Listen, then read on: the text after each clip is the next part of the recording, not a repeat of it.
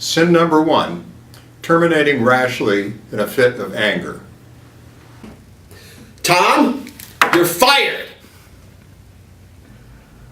That's the last straw. You're out of here, and I mean now. There are at least 3 things wrong with an on-the-spot termination. People don't make good decisions when they're emotionally overwrought. There are many factors to consider before terminating, and being disrespectful encourages people to sue. Bottom line, wait until you talk to HR. Sin number 2, terminating in public, especially in a humiliating way. Man, did you guys see that catch that Jackie Bradley made last night at the Red Sox game? Unbelievable. I couldn't believe that somebody could just stretch out that much. Another coffee break, Bill? You know, I think you're a little too lazy and a little too slow to be in this job. I'll make an example out of you. You're fired. Oh. Oh, I'm sorry, I forgot about that. Chris, whoever thought you were managing material should be fired right along with you. You're done here. Get your things and get out. Public humiliation is a lawsuit magnet. There's no good reason to treat people this way, and a host of reasons to avoid it. Another similar problem is the perp walk. That is, when you publicly march someone to the door carrying a box of belongings with a security escort. That's begging for a lawsuit. I never would have thought of suing, but the way they humiliated me, will you help me take them down? Absolutely, Chris. You made the right call. You came to the right place. Sin number 3, terminating without checking with HR. Let's make today your last day. I'll talk to HR to manage the administrative details. HR is gonna take forever on this. I want this nut job gone today. Miller, get in here. HR needs to be able to evaluate a number of factors before there is any termination. Consistency. Have other similarly situated employees been fired? If not, there's a lawsuit brewing. Appropriateness.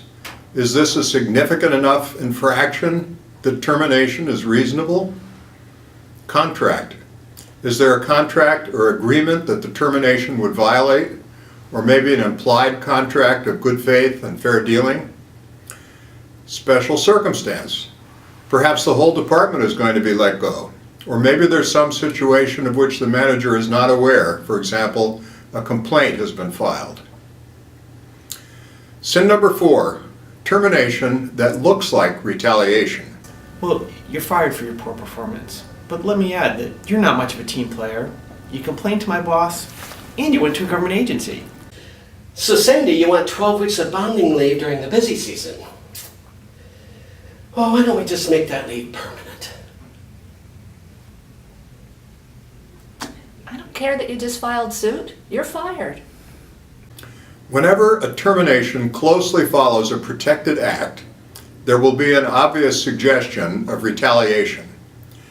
That's a tough one to defend unless there is very strong documentation.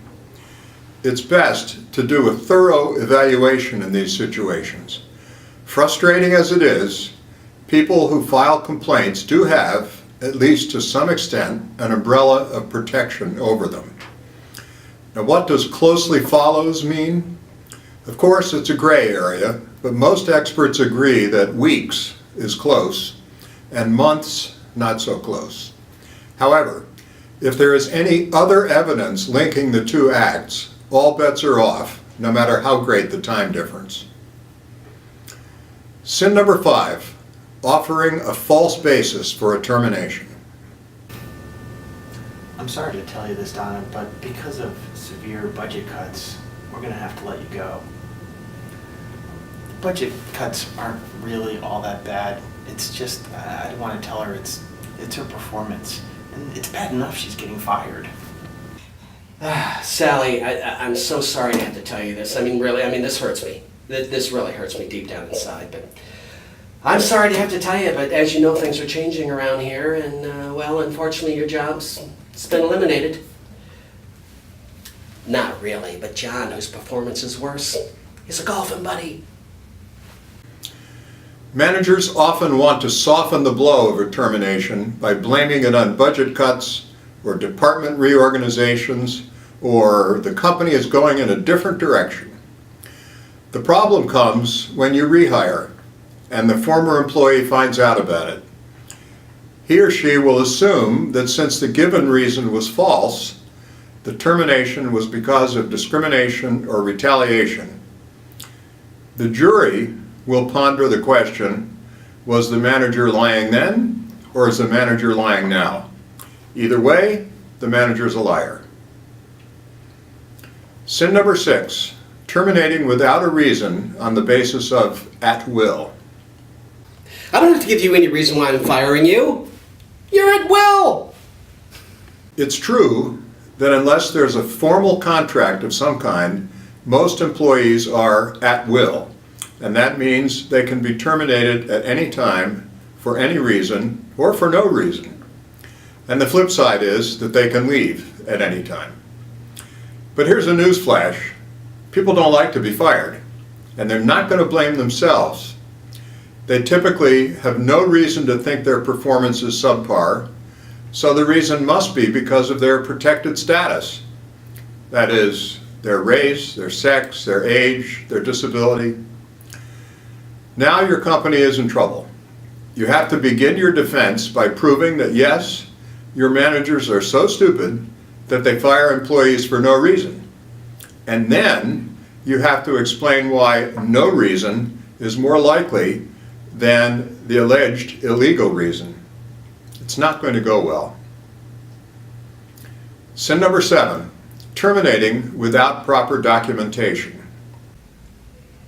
Why do I need documentation? The guy's a poor performer and I want him out of here. Do I have documentation about the performance of the employee I fired this morning? Well, not yet, but I'll write something up for you.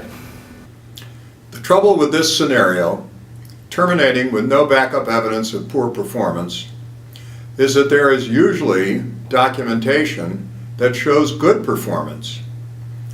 Typically, since the person hasn't been terminated before, his or her performance reviews read good or satisfactory.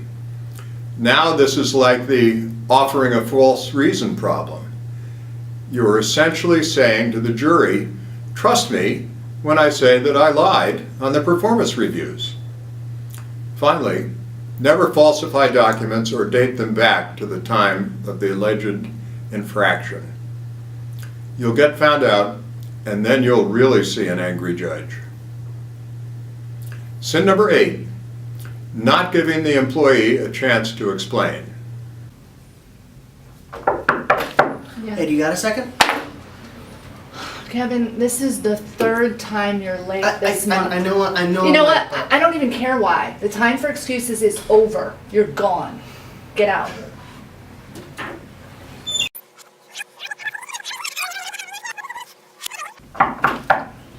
Hey, can I talk to you for a second? Oh, Kevin, this is the 3rd time you're late this I month. know I'm late, but I just found out my daughter has cancer, and I had to schedule some appointments. Oh my God, I'm so sorry. Sit down. Yeah, let's talk. True, there's no legal requirement to give employees a chance to explain. But juries will view it as a basic element of fairness. In a situation like the one in the scenario, the jury's sympathies are not going to be with the manager. And here's another scenario. A young woman transferred into a new position at her company. She was late the first few mornings, and the new boss wanted to fire her. HR suggested that he talk to the employee. Come to find out, she was actually coming in an hour early to train her replacement at the old job, and then rushing downstairs to the new one a few minutes late. You'll be glad to know she didn't get fired. Sin number 9, terminating on your own. Oh, my goodness. Wait, I don't need to check with anyone. It's a termination offense, and that's it. It's generally better to have a group involved in deciding on a termination for a number of reasons. There may be other people on the team, like the HR manager, in a better position to judge the appropriateness of the termination. A group decision shows that careful consideration was given to the matter. Since litigation can go on for years, and since managers can come and go, it's in the organization's best interest to have several managers familiar with the case. Sin number 10, terminating without preparation. I don't care about checklists and benefits. I want this person gone now. Well, I guess we need to talk. Sometimes things don't always work out the way we like them to, so, it puts us in some difficult situations sometimes. Let's face it, terminations prompt many lawsuits, and experience suggests that the decision of whether to sue or not is often influenced by how the person was treated during the termination. So take the time to be prepared. Know what you are going to say. This lets whoever is handling the termination better control the conversation and keep it from becoming too long, too emotional, or too unclear in delivery and message. Also determine who is going to do what documents need to be available, what procedures need to be followed, what references will be given, final pay, and so on. Treating the terminated employee with respect goes a long way toward preventing expensive and productivity-draining lawsuits and charges. Okay, that's our 10 sins of termination. Did we get them all? Let me know at sbruce@blr.com. For terminations and for all your HR challenges, we recommend hr.blr.com. This is Steve Bruce for BLR's HR Daily Advisor.